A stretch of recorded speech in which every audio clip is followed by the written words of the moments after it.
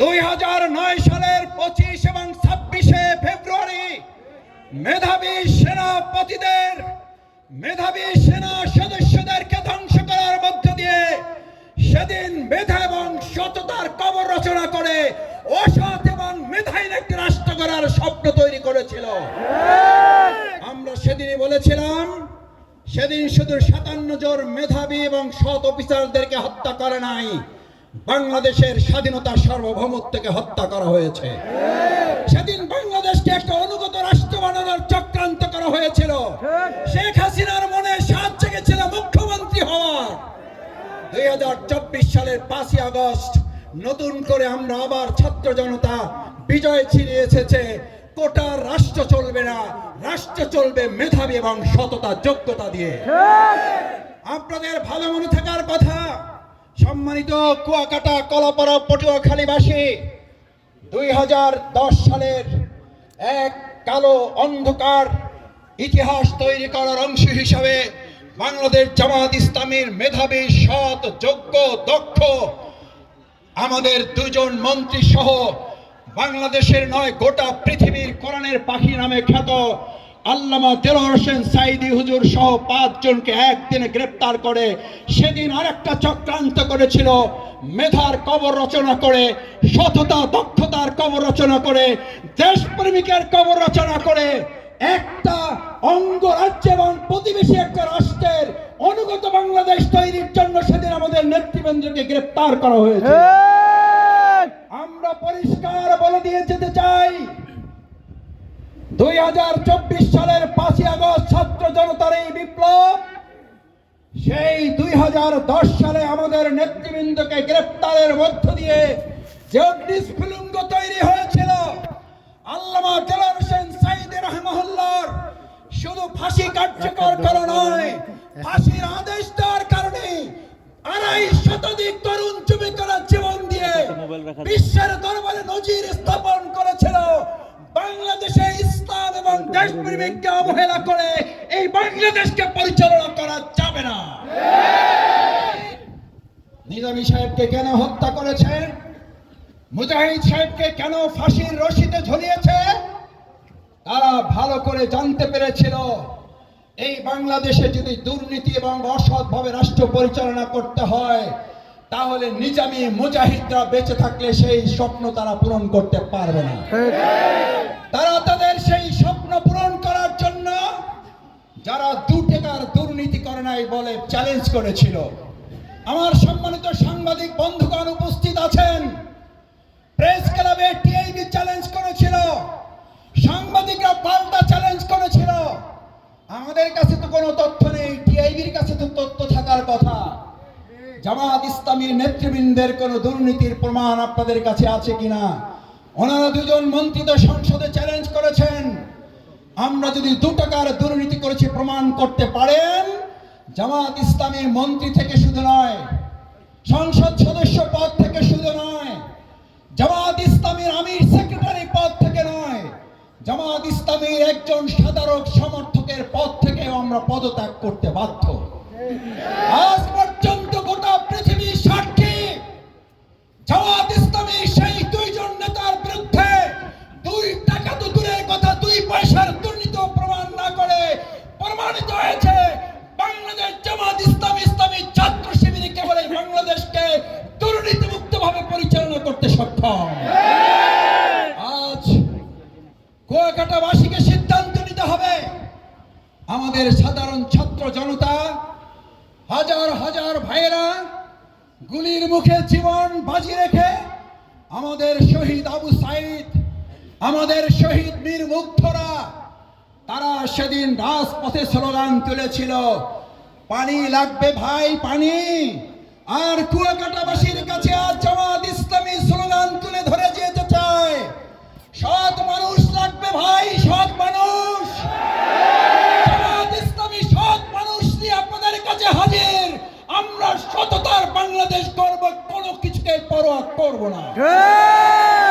চোখ রাঙানি দিয়ে আর থামিয়ে রাখা যাবে না, আমাদেরকে অন্যায়ভাবে দাবিয়ে রাখা যাবে না। আজ আমাদের মাওলানা মান্নান আমাদের আপনার এলাকার সম্মানিত জামাত ইসলামী ইসলামী ছাত্র শিবিরের নেতৃবৃন্দ অন্য জায়গা থেকে হঠাৎ করে এসে কি সততা দেখাতে চায় নাকি তাদেরকে আপনারা চেনেন? আজ আপনাদের কাছে বলতে চাই, 2010 সালে আমাদের নেতৃবৃন্দকে গ্রেপ্তার করে হত্যা করা হয়েছিল 3টি অপরাধে।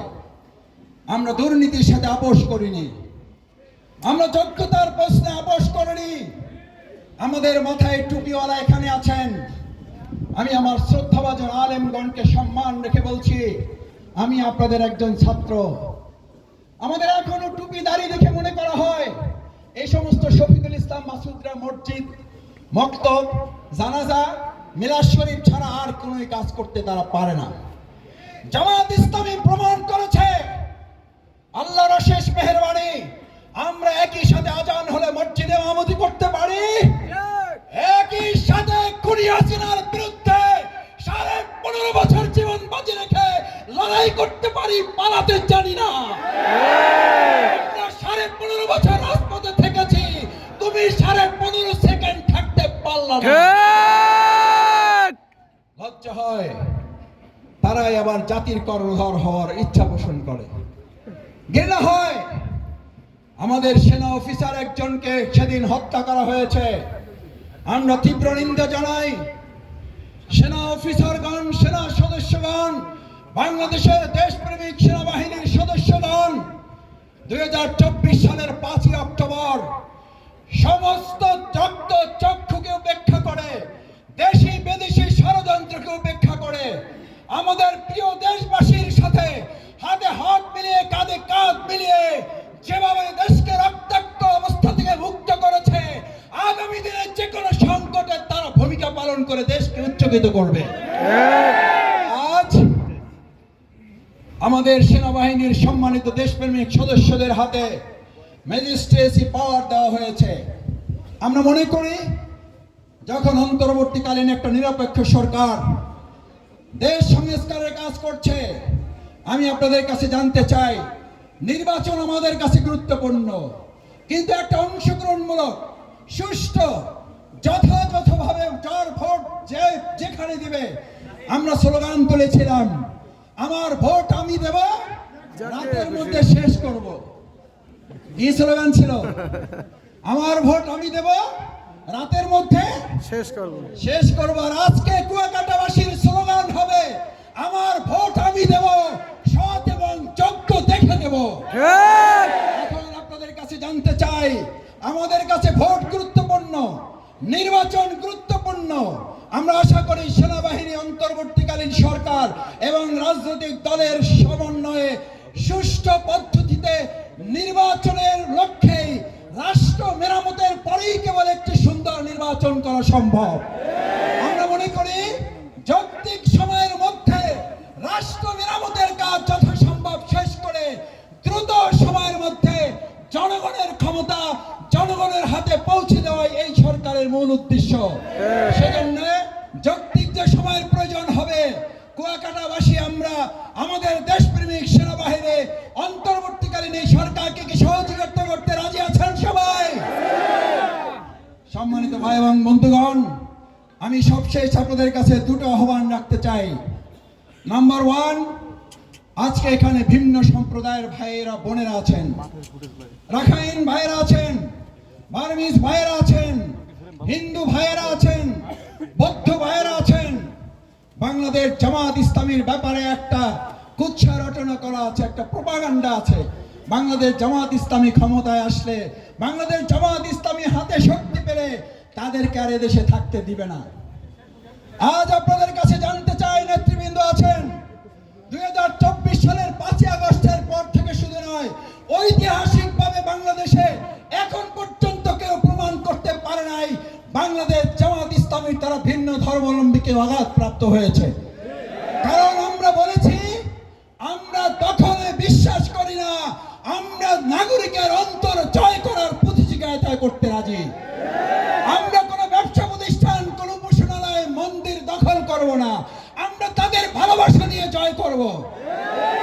ইতিমধ্যেই আপনারা লক্ষ্য করেছেন, বিগত 15.5 বছরের পতিত সরকার, তারা আপনাদেরকে ভোট ব্যাংক হিসাবে নির্ধারিত করে রাখতো।